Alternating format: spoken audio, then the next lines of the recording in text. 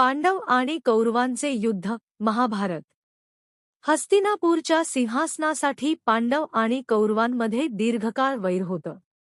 दुर्योधनाच्या अन्यायामुळे पांडवांना वनवास आणि अज्ञातवास भोगावा लागला. तरीही युधिष्ठिराने शेवटपर्यंत शांततेचा मार्ग स्वीकारला, पण दुर्योधनाने एक सुईची टोकाएवढी जमीनही नाकारली. शेवटी कुरुक्षेत्रावर महायुद्ध ठरलं. एका बाजूला पांडव धर्म, सत्य आणि न्यायासाठी उभे होते, तर दुसऱ्या बाजूला कौरव अहंकार आणि लोभाने आंधळे झाले होते.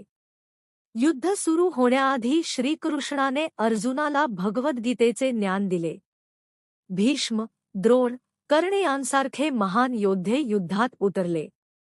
18 दिवस चाललेल्या या युद्धात असंख्य वीरांनी प्राण अर्पण केले.